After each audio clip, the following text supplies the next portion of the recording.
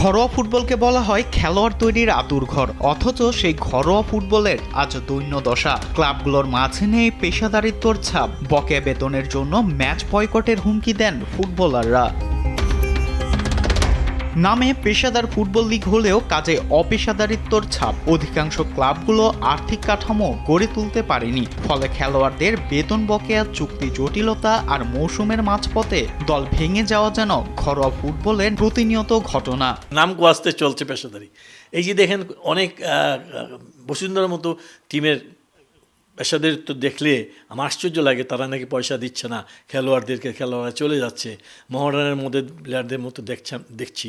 তো এরকমভাবে যদি চলতে থাকে একসময় কিন্তু মুখ থুবড়ে পড়বে। রোজকার সাধারণ খাবার এখন হবে অসাধারণ। প্রাণ স্বাদের মশলা, স্বাদ বাড়ায়, ঘ্রাণ ছড়ায়। হ্যাঁ, জাস্ট নাম কোয়াস্ট আমরা এটা ম্যাচ খেলছি।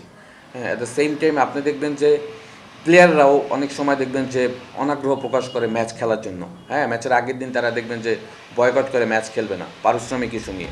বেতন পরিশোধ ও চুক্তি লঙ্ঘনের অভিযোগে দেশের শীর্ষ সারি ক্লাবগুলোকে একাধিকবার ফিফার নিষেধাজ্ঞার মুখে পড়তে হয়েছে।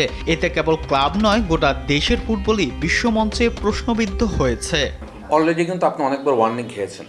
হ্যাঁ, তো ফিফা তো বারবার আপনাকে ওয়ার্নিং দেবেন, এক সময় আপনাকে কিন্তু এটাকে কিন্তু স্যাক করে ফেলবে। পেমেন্ট না করে প্লেয়াররা যদি না পায়, সেক্ষেত্রে যদি ফিফাকে ওরা চিঠি দেয়, ফিফা কিন্তু উপযুক্তভাবেই তাদের জায়গায় দাঁড়ায়। মাঠের বাইরেও দেখা গিয়েছে অপেশাদারিত্বর ছাপ।